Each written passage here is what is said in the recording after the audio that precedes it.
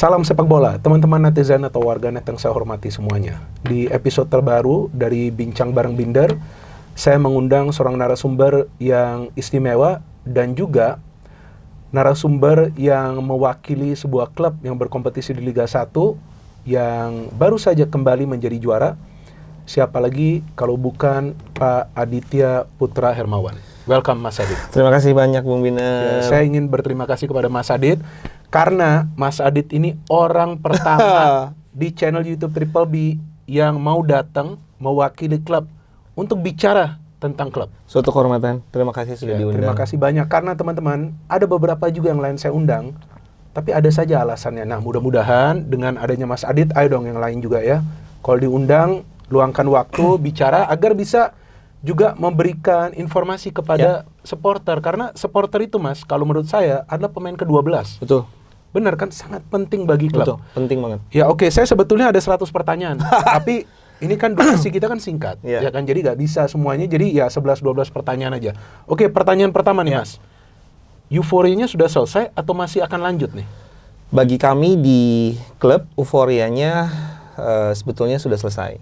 Karena kami bahkan sudah menyiapkan tim untuk musim depan itu sudah dari 3-4 bulan yang lalu lah. Oke. Gitu. Jadi bagi kami euforianya sudah selesai, tapi mungkin bagi kebanyakan bobotoh, warga Kota Bandung dan Jawa Barat mungkin masih merayakan sih sampai hari ini. Ya oke, saya menonton live streaming dari pawai atau parade Persib ya, back to back champions ya, pada tanggal 25 lalu hari Minggu. Betul. Dan baru pertama kali nih Mas, jujur ya, saya gak pernah bohong di channel ini, saya gak pernah bohong. Saya baru pertama kali melihat ada lautan manusia. Ya, saya nggak tahu berapa persisnya, berapa banyak orang yang datang. Mungkin juga 1 juta, mungkin juga lebih, saya nggak tahu. Tapi lautan manusia yang datang untuk merayakan, ya selebrasi Persib back to back juara. Dan yang saya lihat yang datang ini ada orang tua, ya, ada laki, ada perempuan, ada anak-anak, ada satu keluarga datang. Mereka datang dengan kendaraan mereka sendiri. Ya, jadi seperti yang selalu saya katakan, supporter itu sebenarnya nggak dibayar, tapi supporter itu keluarin uang mereka untuk mendukung, ya, tim kesayangan mereka. Betul. Nah, bagi Persib, seberapa baik komunikasinya dan juga pentingnya, Bobotoh? Jadi Bung Biner, sebetulnya kalau tadi bertanya tentang banyaknya banget bobotoh yang hadir di perayaan kami, mungkin ini juga yang sedikit membedakan antara Persib dengan klub lainnya. Oke. Tanpa mengecilkan klub lain gitu, dengan penuh respect terhadap klub lain.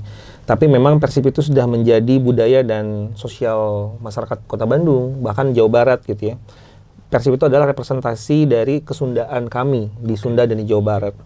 Dan Persib itu adalah cinta yang diturunkan turun-temurun. Coba kita compare sama di negara lain contohnya, di Manchester misalnya. Bapaknya pendukung MU. Tahun 2000 awal, 90-an akhir lagi bagus-bagusnya tuh. Anaknya lahir di tahun 2005, 2010 yang mungkin City yang lagi bagus-bagusnya. Bapaknya MU, anaknya bisa City. Di Bandung, bapaknya, kakeknya Persib, sampai bawah pasti akan selalu Persib.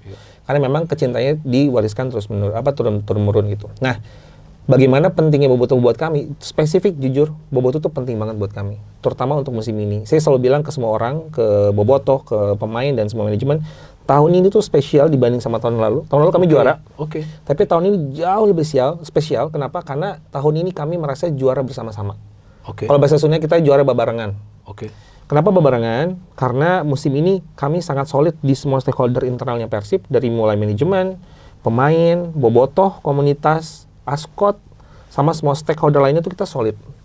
Nah, ini yang membedakan dengan musim lalu. Musim lalu memang kita juara juga, tapi ada beberapa situasi mungkin lah yang mungkin berbeda dengan musim ini. Musim ini kita juara babarengan bersama-sama dan bobotoh punya peranan penting dalam juara tersebut. Jadi kami mengucapkan terima kasih yang sebesar-besarnya kepada seluruh bobotoh atas dukungannya tanpa henti dalam satu musim ini, terhadap semua manajemen juga, Pak Glenn, semua komisaris dan semua pegawai yang ada di PT PBB, karena tanpa mereka semua kita tidak mungkin juara hari ini. Tapi pada pertandingan tanggal 24 lalu, itu pertandingan terakhir Persib ya di Liga 1 musim ini melawan Persis Solo. Saya nonton pertandingannya, tapi setelah pertandingan selesai, saya langsung ke studio untuk buat konten. Kan langsung kan muat kontennya. Jadi saya tidak melihat kejadian setelah pertandingan, ini jujur, secara live ya, saya nggak lihat. Tapi setelah saya buat konten, waktu saya sudah selesai, saya buka sosial media, rame, saya kaget. ini nggak salah kok penonton bisa masuk ke dalam lapangan. Ya. Ya, oke lah. Mereka berselebrasi. Dan kali ini kan Persib juara di Bandung. Betul. Betul kan? Betul. Persib juara di Bandung. Saya masih ingat Pertama yang, kalinya. Ya, yang 95 itu juara di GBK.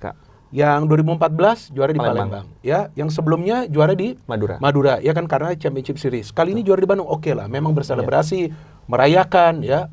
Dan mereka juga hadir di dalam stadion. Ya. Tapi yang saya kaget itu pada turun ke lapangan kemudian flare di mana-mana. Kemudian beberapa hari setelah itu saya lebih kaget lagi. Kok lapangan dirusak, tiang gawang juga apa. Nah, yang saya ingin tanyakan begini Mas.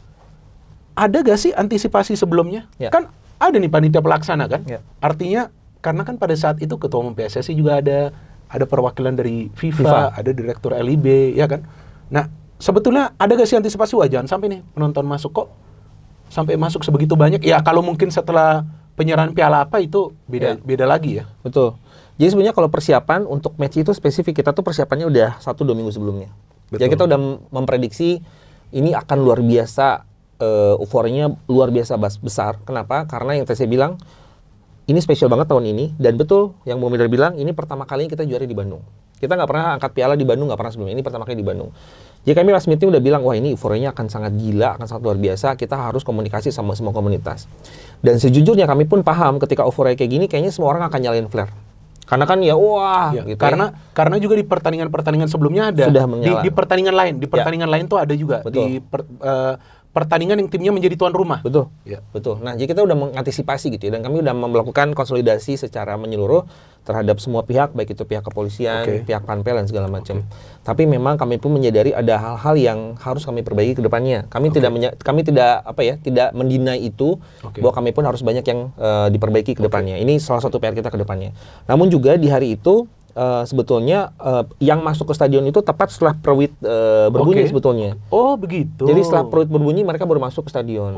Jadi peluit berbunyi itu sebelum peluit berbunyi nggak ada yang masuk stadion sebetulnya. Tepat setelah peluit dibunyikan sekitar 3 menit 4 menit kemudian baru mereka masuk ke lapangan. Ke lapangan. Oke ke nah, lapangan.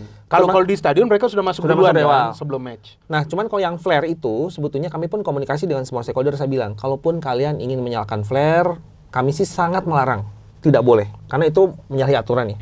Tapi kalaupun misalnya, karena kan gini, terkadang fans ini kan agak punya kultur sendiri ya. Mereka juga punya caranya sendiri segala macam. Saya bilang, saya melarang, kami manajemen melarang, tetapi jikapun kalian tidak bisa dilarang dan sangat harus gitu ya, saya mohon untuk dilakukan setelah peluit dibunyikan. Setelah selesai? Setelah selesai gitu ya. Dan ini pun saya sampaikan ke meeting bahwa ini kita harus tutup semua potensi flare segala macam. Tapi ya kita harus perbaiki juga ke depannya. Tapi untungnya sebetulnya flare yang ramai itu terjadi setelah pertandingan selesai. Jadi setelah peluit dibunyikan, beberapa menit kemudian baru flare mulai nyala di utara, selatan, utara selatan gitu. Kami tidak membenarkan itu, terutama yang kasus yang rumput dicangkul, yang gawang jadi M. Iya betul. Itu jujur kami sangat menyayangkan, kami tidak membenarkan, kami juga sangat mengecam bahwa ini tindakan yang tidak seharusnya dilakukan gitu ya. Jujur kalau si pribadi takutnya itu rumput jadi ini disakralkan. Wah dipajang, ini rumput juara lagi kan. Nah, kami sih berharap, kami tahu Bobotoh cinta banget sama Persib. Kami berharap bentuk cintanya kita bisa dalam bentuk yang lebih positif gitu ya. Kami juga tidak dalam pihak menyalahkan siapapun atas kejadian ini. Kami lebih berintrospeksi diri kepada diri kami, apa yang kami kurang, Panpel, keamanan dan segala macam. Tapi kami juga mengajak seluruh Bobotoh, yuk cintai Persib dengan lebih positif gitu. Karena pada akhirnya ketika hal ini terjadi, satu-satunya yang dirugikan adalah klub. Betul. Gitu. Satu-satunya yang dirugikan adalah klub gitu. Dan jujur ya setelah kemarin banyak yang hadir dari PSSI, FIFA, ya kami tahu kami harus menjelaskan. Dan itu menjadi tanggung jawab kami. Ya makanya kedepannya kami harap Bobotoh bisa lebih positif lah dalam mencintai kami. Oke, yang saya ingin tanyakan sudah ada sanksinya terkait dengan insiden itu? Semoga tidak ada ya. Oh belum, jadi belum ada apapun belum ada. Belum ada kabar. Belum ada kabar, belum ada apa. Ya, karena yang saya ikuti bukan cuma saya ikutin Persib tapi juga klub-klub lain. Tapi jika saya tidak salah silakan boleh koreksi saya Mas Adit. Persib ini dendanya banyak banget. Paling banyak.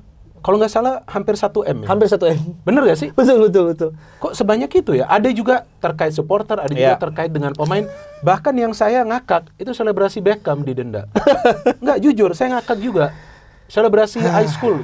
Betul. Itu kan kayak si Cole Palmer itu, ya, iya kan? Betul. Betul banget Bung Winar, itu juga jadi pertanyaan kami sebetulnya satu musim ini, manajemen bertanya-tanya, kenapa ya kok denda ke kami itu sangat obvious gitu dan agak berat gitu. Berat sebelah lah kalau kami bilang. Kita bisa melihat banyak sekali perbandingan gitu ya, kejadiannya Persib waktu lawan Persija. Oke. Terus ada match yang lain. Kita sampai punya runtutannya tuh, Bung Winar. Oh, jadi ada juga risetnya kita di internal ada di juga. internal ada. Bahkan setiap kali kita dapat hukuman, kita tuh selalu mengajukan surat ke PSSI. Oke. Kenapa ya kayak gini? Dan kita tuh rapih, Bung Winar. Kita sampai bikin video kejadiannya, kita snap. Masa? Iya, kita klip. Ini, terus kita bandingkan dengan ini, bandingkan dengan ini. Cuman ya, pada akhirnya kami sebagai klub profesional ya harus mengikuti aturan. Ya, betul. Ya, itu kami harus mengikuti wajib. ada. Dan dendanya itu ya betul hampir 1 M. Bahkan saya bilang di salah satu podcast kemarin, ini 1 M kalau nggak denda, itu bisa dipakai buat mempercantik stadion. Iya, benar. Itu rumput jadi Betul. cantik banget. Cuman ya akhirnya kita harus bayar untuk yang lain gitu. Iya, betul. Nah, terkait apa yang Anda baru ngomong soal perbaikan stadion, Boyan Hodak juga ada mengatakan di salah satu doorstop, pada saat dia ditanya oleh jurnalis, dia mengatakan bahwa untuk musim depan akan ada perbaikan stadion, lapangan, bahkan ada rencana membuat training center. Ini memang sudah masuk dalam blueprint dari Persib. Apa saja yang direncanakan?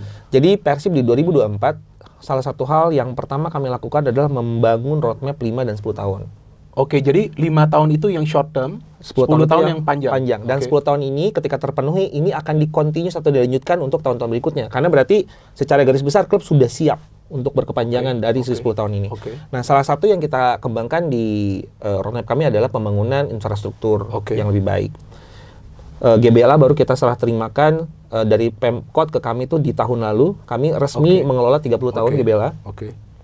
Sehingga kami punya kewenangan khusus untuk ini mau diapain nih GBLA gitu ya. Betul. Nah, kita ingin mempercantik GBLA, kita ingin memastikan GBLA menjadi salah satu stadion kebanggaan warga Bandung dan Jawa Barat dan menjadi salah satu stadion terbaik di Indonesia. Karena kami yakin ketika itu terjadi yang bangga semua orang.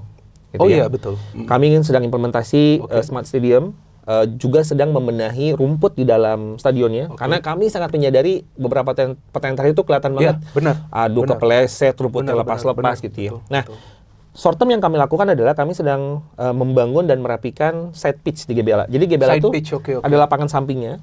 Nah, ini sudah berjalan sekitar 3-4 minggu. Ini sudah kita renovasi dan musim depan akan digunakan oleh tim pertama sebagai lapang latihannya. Temporary. Temporary. Nah, permanennya di mana? Permanennya di daerah situ ada sekitar beberapa hektar.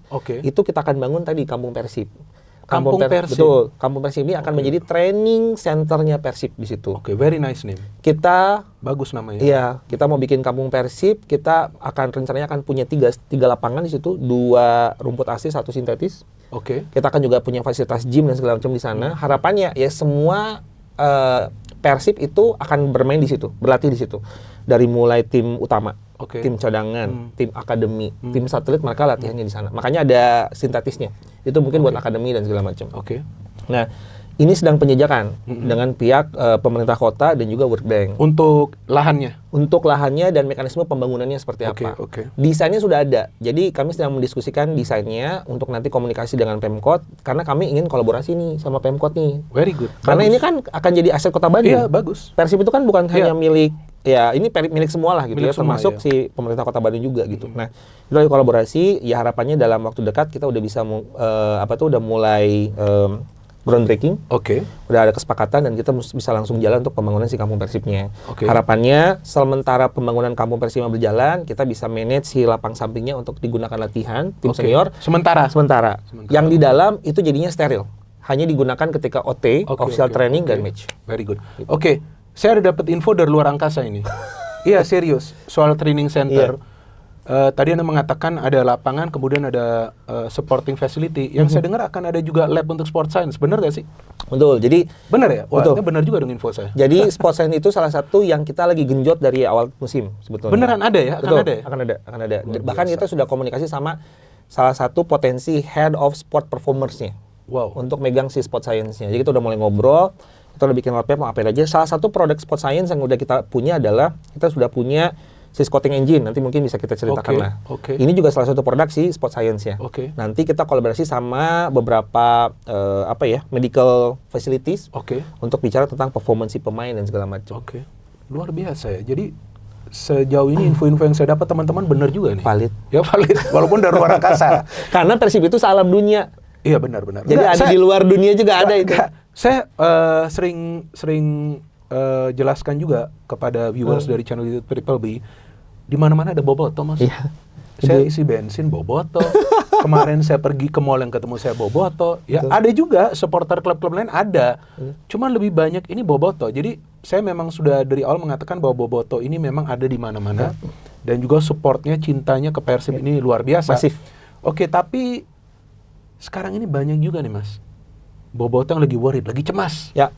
Bahkan ada yang DM saya lagi stres, Bung. Benar. Oh, iya? Saya nggak bercanda, iya. Ada 2-3 orang. Wow. Dan cara mereka nulis kalimat itu bukan kalimat yang bercanda. Jadi mereka benar-benar khawatir. Merasakan Ya. kegelisahan itu ya. Karena yang mereka tulis di DM itu, bahwa yang mereka cemas ini, Persib ini, Bung, sudah juara 2 kali. Ya. Dan banyak pemain inti yang bertahan dari juara musim sebelumnya. Sehingga bisa juara 2 kali. Kan fairnya kan begitu. Penambahan adalah. Ya. Tapi nggak banyak. Tapi, Bung, nih Persib akan melepas. Jadi bahasanya seperti itu, akan melepas banyak pemain. Ada pemain asing, ada pemain lokal. Habis itu saya kepikiran juga, Mas. Loh, kok tim yang baru juara, kok mau melepas champion player? Terlepas ada juga lah tentang usia sang pemain. Ya kalau yang mau dilepas 1-2 pemain itu wajar. Ya kan 1-2 pemain. Tapi kalau sampai saya dapat informasi dari luar angkasa lagi nih, sampai ada 9 pemain yang mau dilepas. Nah, saya gak tahu ini benar atau enggak kan pas ada Mas Adit. Lah, ini gak salah klub juara. Ya. Terus Anda tadi mengatakan sudah punya rencana, ini bukan wacana lagi, rencana perbaikan stadion, training facility, ternyata betul akan ada sport science. Ini yang saya ingin tanyakan, yang Boboto pada khawatir jangan-jangan nih Persib ada kesulitan finansial juga nih, sehingga mau melepas nih pemain-pemain yang mungkin dianggap kontraknya mahal nih, kan udah bawa juara nih. Ya. Nah, apa sih sebenarnya yang sedang terjadi nih, Mas? Jadi sebetulnya tadi sudah sempat bilang di awal 2024 awal kita membangun roadmap 3, 5, 10 sebetulnya. Oke. Nah, roadmap ini mencakup semua aspek di dalam tim. Dari mulai sporting, commercial, operation, semua kita bahas lah. Termasuk sporting. Nah, salah satu aspek yang kita sedang genjot untuk masuk ke roadmap sporting itu adalah regenerasi. Regenerasi berarti pemain-pemain muda. Pemain muda. Tapi gini, ketika kita ngomong regenerasi, itu kita nggak yang regenerasi buta gitu ya. Ganti semua sama pemain usia 20 tahun gitu ya. Enggak. Oh iya. Kita akan mengkombinasikan antar pemain yang berpengalaman, yang bisa memimpin tim dengan beberapa pemain muda. Jadi pemain senior kita kombinasikan dengan pemain-pemain yang punya kekuatan yang lebih muda dan segala macam. Nah, itu salah satu roadmap kita. Yang kedua, pemilihan pemain, baik itu yang akan masuk di musim depan, maupun yang tidak akan dilanjutkan musim depan, itu hak prerogatifnya dari pelatih. Jadi Bojan Hodak yang menentukan? Bojan Hodak gitu. Jadi selama 6 bulan terakhir kita tuh komunikasi intens sama Bojan. Bojan, kita punya roadmap kayak gini. Kita mau apa nih target musim depan? Target musim depan kita ingin lebih perform di Asia. Oke, jadi sorry saya interupsi. Jadi selama Bojan Hodak ini menjadi pelatih, rekrutmen pemain itu dia yang pilih? Sama sekali dari manajemen nggak ada? Kita memberikan another point of view.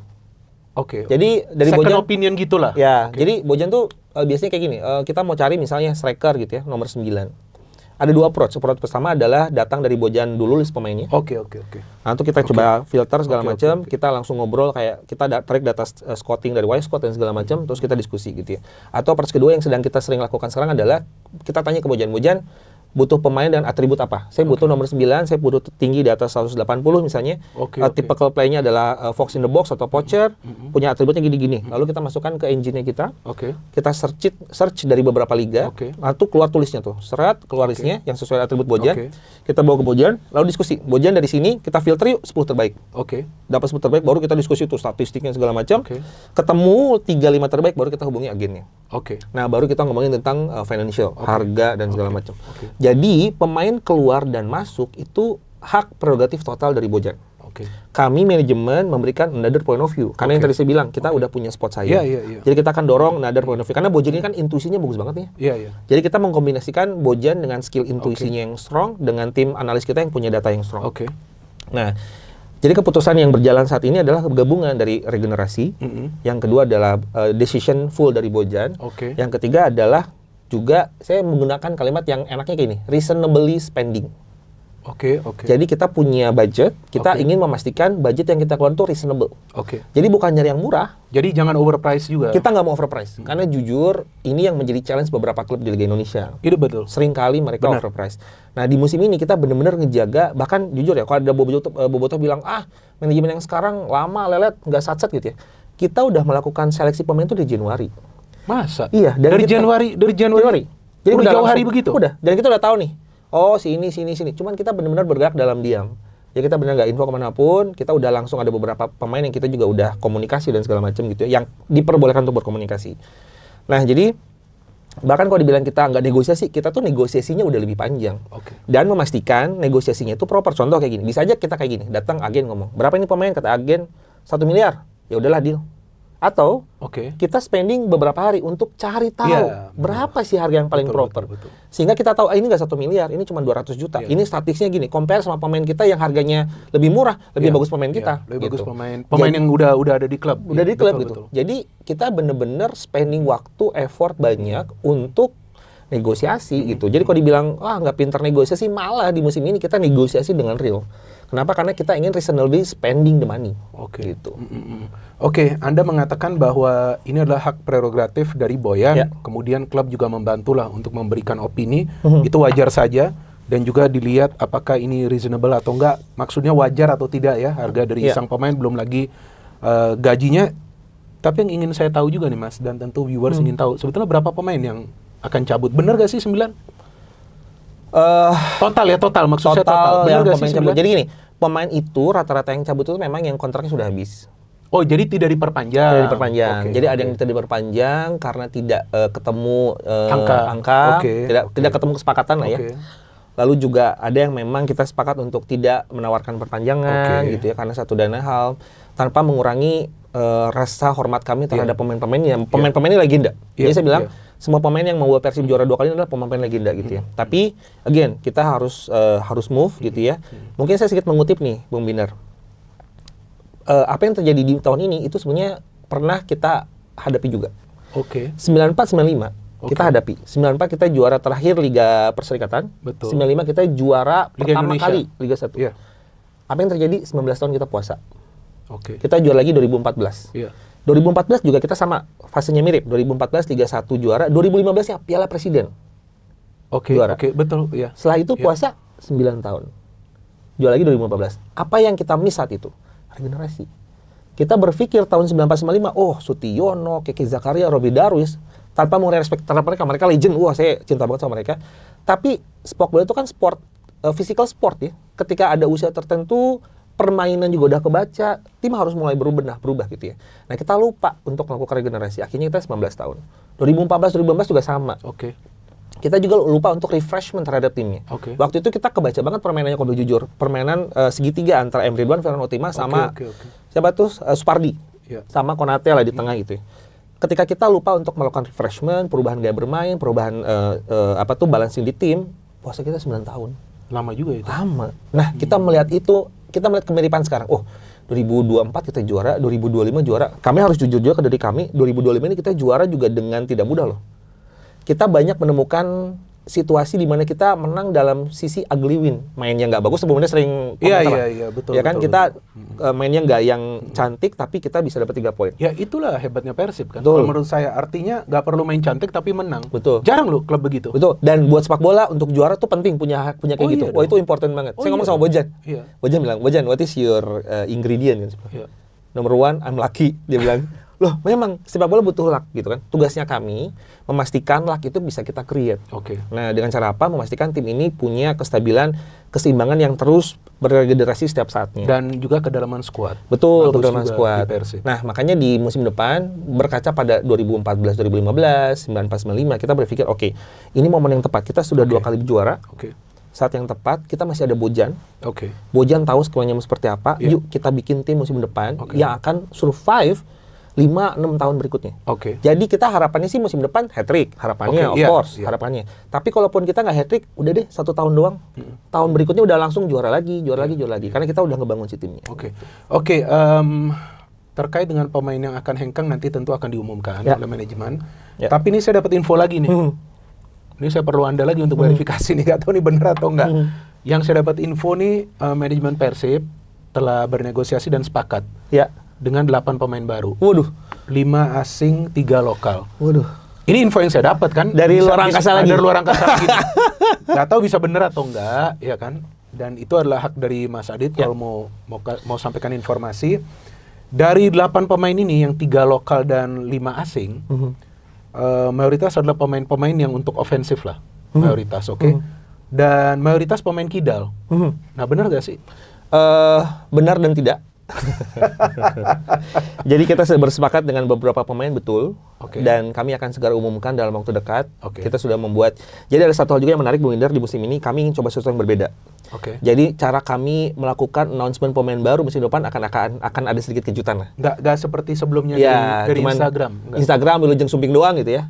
Kita lagi coba sesuatu yang different musim ini. Kita mau coba bikin sesuatu yang agak unik, agak Oke. berbeda. Makanya ditunggu aja. Oke.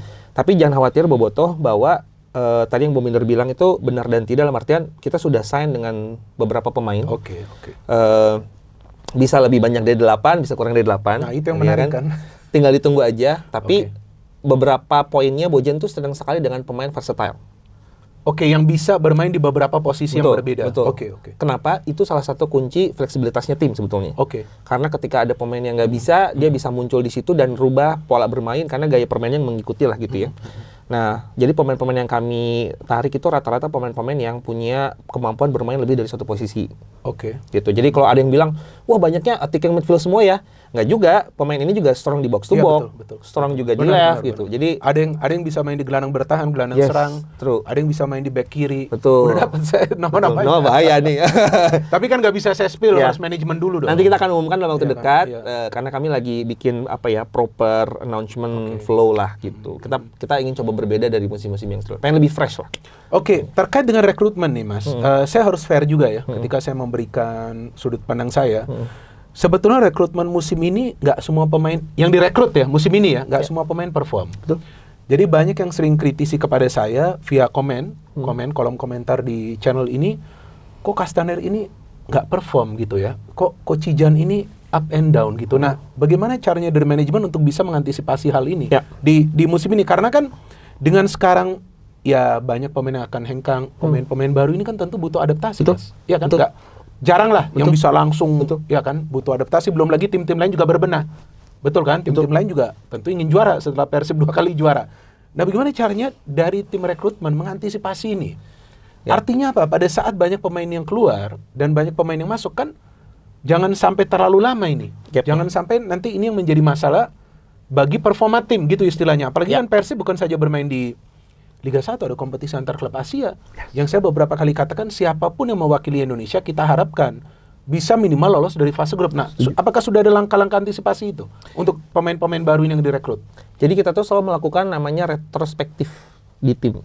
Baik itu tim ketika melakukan pertandingan maupun juga ketika kita melakukan rekrutmen. Oke. Nah, jadi kita udah belajar kekurangan kita selama musim ini ketika kita memilih pemain. Oke. Jujur, Bung Binder, musim ini tuh kita memulai segala sesuatunya dengan sangat telat. Oke. Jadi musim ini kan memang musim transisi dari manajemen sebelumnya ke yang baru gitu ya. Oke. Dan jedanya tuh hampir nggak ada gitu. Jadi kita nggak punya persiapan. Jadi semuanya tuh persiapannya dimulai sebulan setelah kompetisi selesai. Cepat ya? Ya, jadi kompetisi selesai itu kan Iya, di saya bulan tahu, Mei. saya ngerti cepat Baru ya. Iya, Juli. Sedangkan Agustus sudah mesti turnamen kan. Udah mulai liga gitu. Sehingga di musim ini kalau Bung Minder ingat ada beberapa pemain yang bahkan belum dapat kitas di pertandingan pertama. Bahkan ada beberapa pemain yang baru hadir di 2 hari sebelum pertandingan. Karena kami memang jujur agak telat memulainya. Oke. Belajar dari situ, kami menyadari, wah kalau semuanya serba telat, kami nggak punya ruang diskusi yang cukup dengan manajemen untuk memilih pemain yang tepat. Akhirnya musim depan, kita udah lakukan dari November tuh.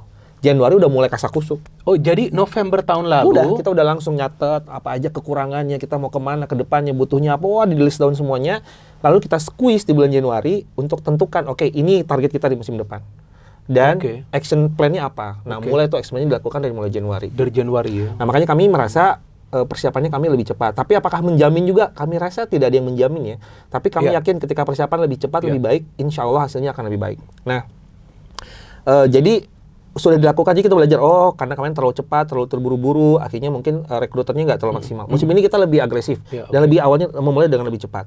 Namun sebenarnya di musim ini pun pemain-pemain rekrutan kami itu kayak Matteo, kalau secara tactical point of view, Oke. dia itu cukup oke.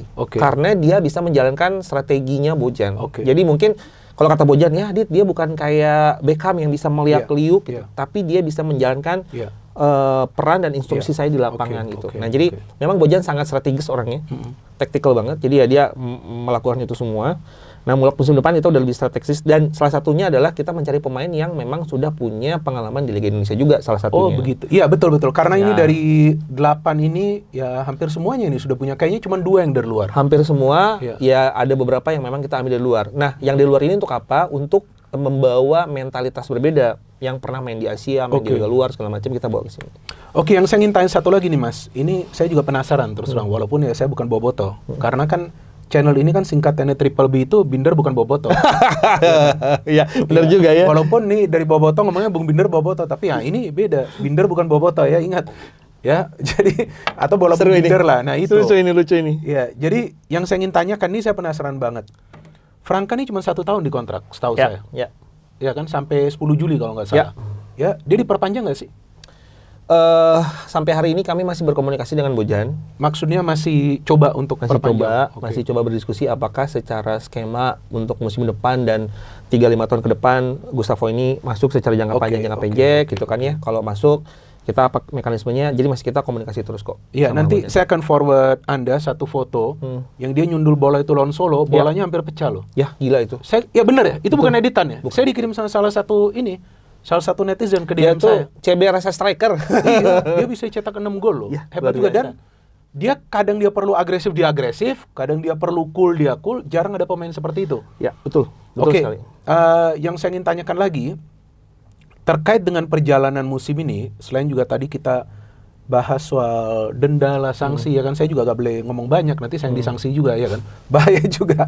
Oke, saya ingin tanya hal lain yang saya sering lihat di pinggir lapangan itu, Boyan kadang-kadang sering meledak-ledak dengan keputusan dari wasit. Ya kadang saya juga beberapa kali telah menjelaskan di sini. Nah hal seperti itu mengganggu gak sih? Maksudnya kan wasit ini adalah pengadil. Saya tidak pernah mengatakan bahwa wasit itu tidak fair. Dan saya tidak bisa mengatakan seperti itu karena wasit punya persepsi, point of view mereka. Gak bisa kita mengatakan wasit curang atau gak fair, gak boleh dong. Kan dia ada ambil keputusan sesuai dengan persepsi dia. Dan rule of the game-nya. Dan rule of the game-nya mereka lebih paham lah sebetulnya. Nah hal seperti ini mengganggu psikologi tim gak sih? Artinya, aduh ini kok harusnya penalti gak dikasih, kok harusnya gak red card dikasih red card, kok pemain tim lawan harusnya red card gak dikasih. Anda sebagai deputi CEO, mengganggu gak sih bagi Anda? Kalau bagi Bojan, kelihatan mengganggu. Bagi kami, the whole decision yang memberatkan itu sangat-sangat mengganggu. Saya ingat banget momen ketika kita dapat email bahwa Beckham dihukum. Itu saya lagi makan malam telat jam 19. Saya sampai ingat menitnya karena saya tuh lagi makan, terus tiba-tiba bunyi notif 19.24. Saya ingat. Apa nih? Keputusan komisi disiplin. Hah, apa? Pas buka Beckham 3 pertandingan 75 juta. Saya langsung, itu saya berhenti makan, langsung saya telepon tim, langsung kita saat itu juga langsung bikin surat banding. Ya, saya ingat ada. Surat banding malam itu. Jadi saya ingat banget jam 11, dan luar biasanya Pak Glenn itu, makanya kami beruntung banget ya musim ini karena beliau itu juga turun langsung. Itu Pak Glenn mendampingi dalam pembuatan suratnya. Oh iya. Sampai jam 11 lebih beliau masih teleponan sama saya untuk, "Dit, rubah kalimatnya jangan begini, Dit gini." Jadi dia bantu mengarahkan itu. Luar biasanya Pak Glenn itu. Karena dia juga sangat cinta sama klub ini. Akhirnya kita kirim itu. Jadi kami merasa bahwa wah, memang ini bikin emosi iya, kesel iya gitu ya. Tapi di satu sisi kami sebagai klub harus bisa menghadapinya dengan ketenangan lah gitu. Nah, satu kunci yang kami sampaikan ke Bojan dan tim sebelum dan setelah kejadian itu, kami selalu nelfon Bojan, remember, kita hanya bisa mengkontrol apa yang kita bisa kontrol. Kita nggak akan pernah bisa mengkontrol orang lain. Itu tuh termasuk dari wasit, hakim garis, VAR, kita nggak bisa kontrol. Jadi kontrol emosinya kita. Contoh misalnya, kita tahu nih, kita gampang banget dikasih kartu kuning. Iya, kenapa itu? Kita nggak tahu kenapa. Tapi akhirnya kita coba.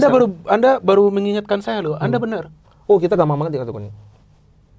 Mudah banget. Juga, ya? Jadi kita bilang hindari respon berlebih. Jadi ketika kita kesel sama wasit, putar badan aja.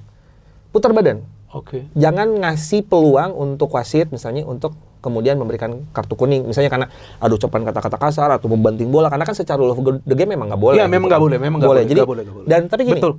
kan bahaya ketika emosi pemain kepancing dia Iya, bisa melakukan iya, hal iya, yang tidak iya. tepat gitu kan. Makanya selalu ingatnya Bojan, kontrol Iya. emosi tim, kontrol emosi pemain. Kami pun manajemen sangat emosional, Iya, iya. tapi kami pun tidak boleh bertindak salah. Jadi itu mungkin salah satu kunci musim ini juga itu sih Bung Winter. Iya, Jadi kami memastikan udah kita solid aja, nggak usah ngelihat keluar. Di waktu yang bersamaan internal kami pun solid, Bobotoh mendukung, Iya, Asquad iya. mendukung. Jadi Iya. kami nggak sibuk dengan internal kami, tapi kita fokusnya udah kita hadapin yang di luar gitu.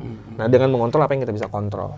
Ya oke, yang saya ingin tanyakan lagi adalah dengan begitu banyak pemain yang cedera, sampai saya ingat ada di one match ada 8 pemain yang cedera.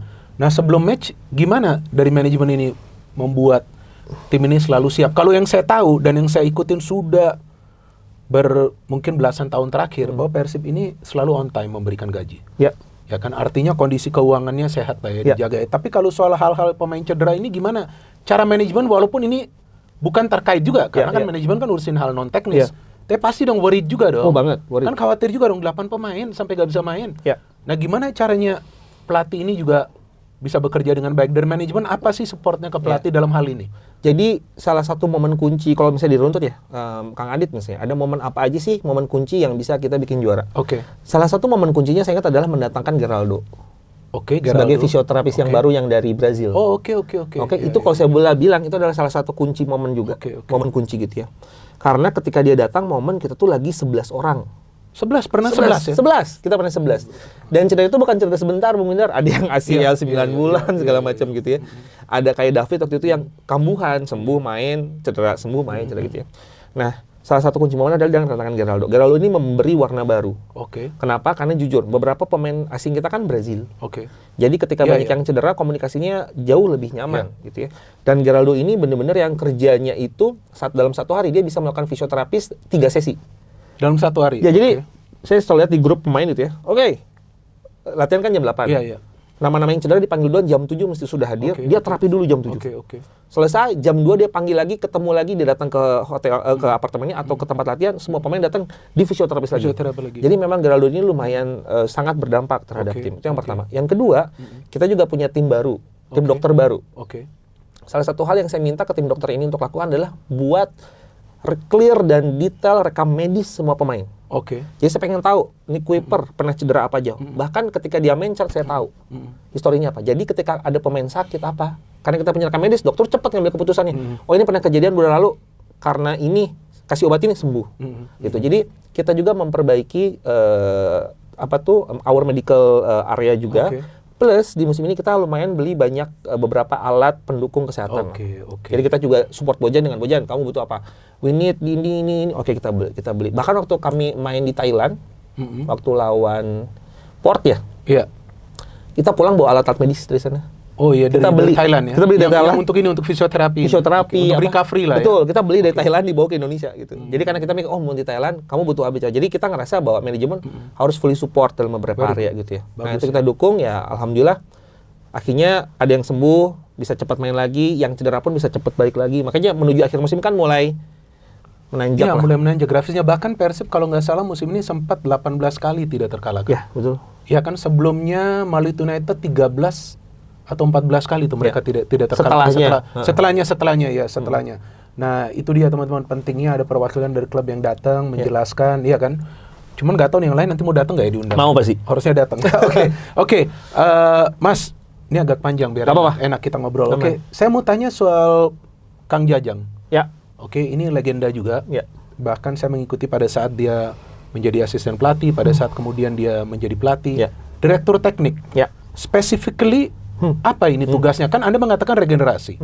Betul. Regenerasi ini apakah memang dari akademi atau memang nanti melihat pemain di SSB lain baru dibawa ke akademi?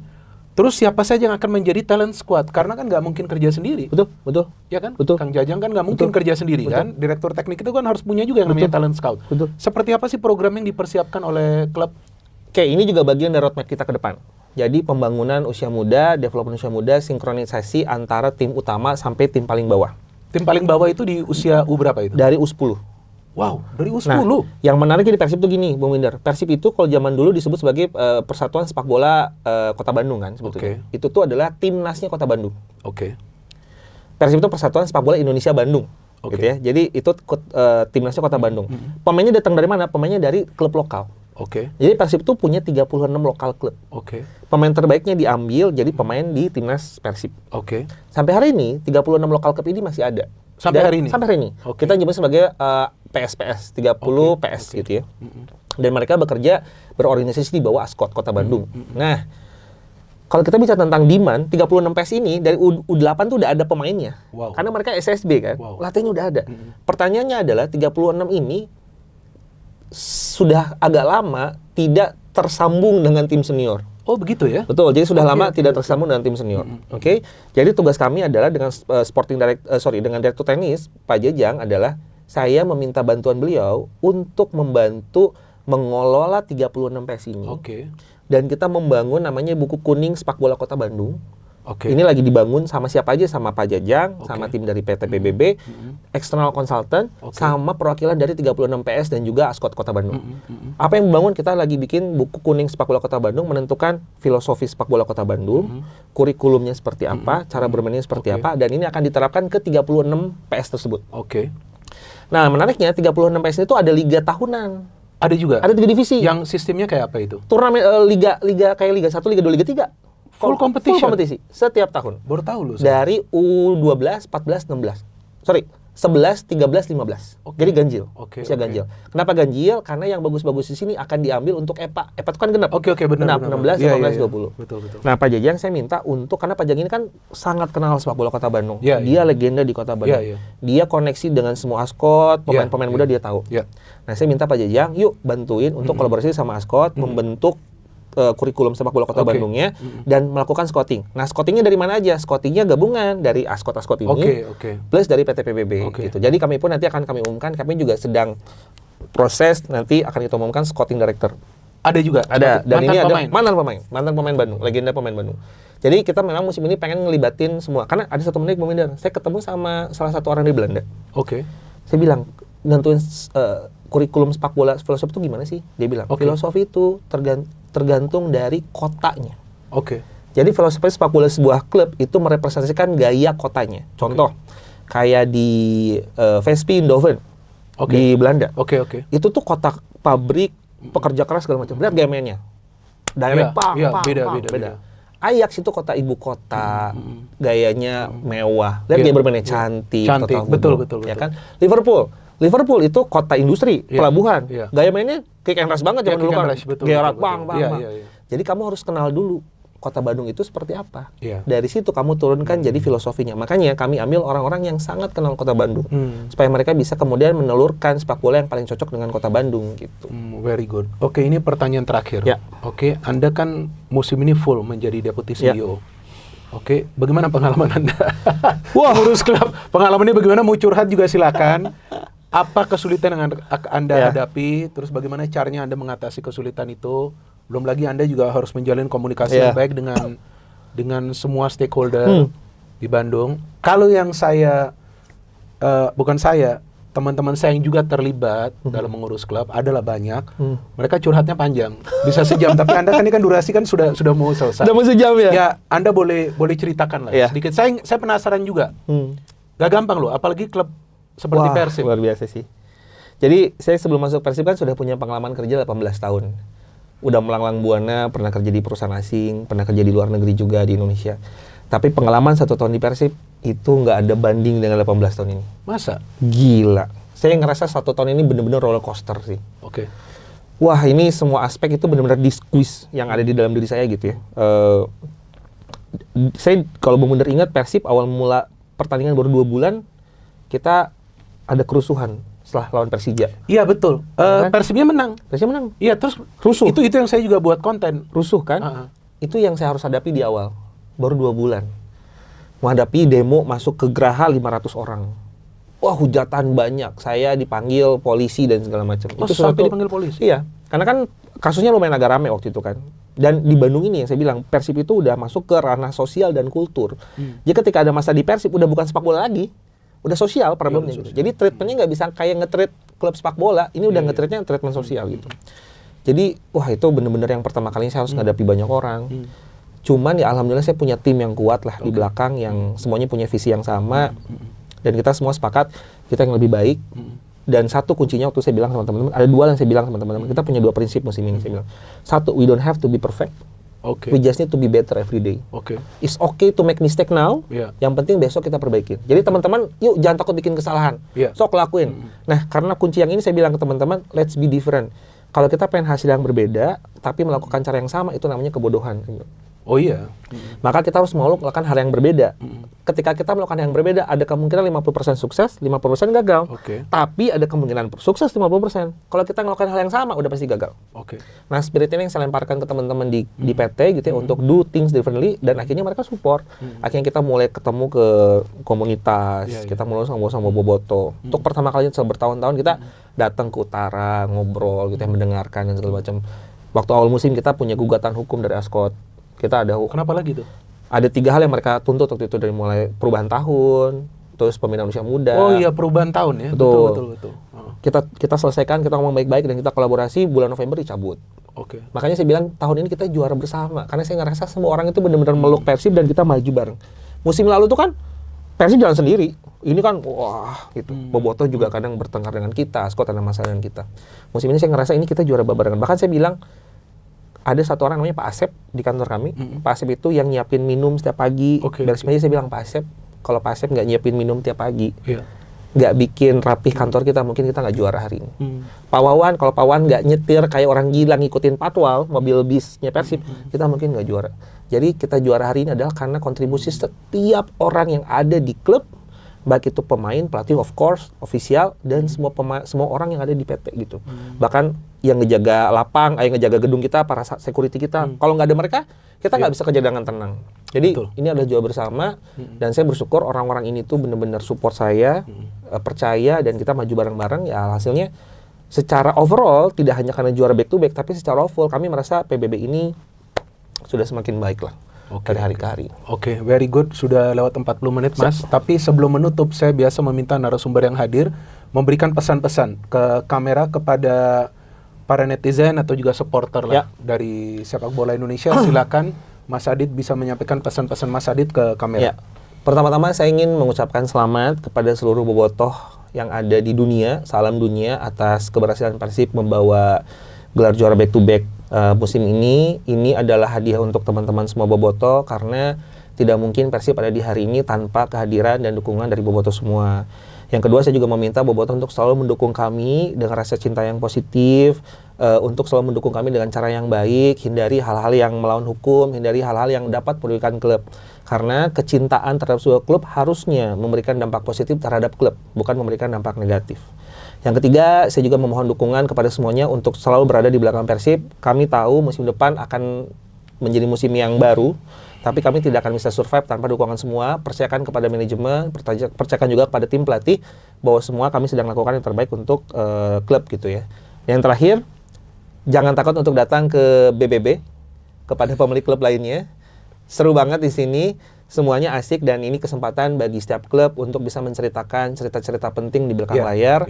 Karena banyak fans di sana yang nggak tahu seberapa besar pengaruh hal yang dilakukan oleh manajemen di belakang layar. Gitu. Banyak yang paham hanya karena juara di lapangan. Enggak. Menang 3 poin di lapangan itu adalah karena kerja keras semua orang di belakang layar dan di depan layar. Sehingga yuk datang ke sini, kita cerita sama-sama dan edukasi semua fans kita bahwa juara itu adalah juara bersama-sama. Ya, makasih Mas Adit. Minimal dengan Mas Adit mengatakan yang lain akan ikut datang. Semoga. Oke, ini kita udah tutup, kita udah selesai. Tapi sebelum kita matikan kamera, Mas Adit harus ikutin saya. Kita ngomongin slogan dari channel ini, oke? No hate. No hit, no politics, only football, salam sepak bola. Salam sepak bola. Ya, thank you. Terima kasih.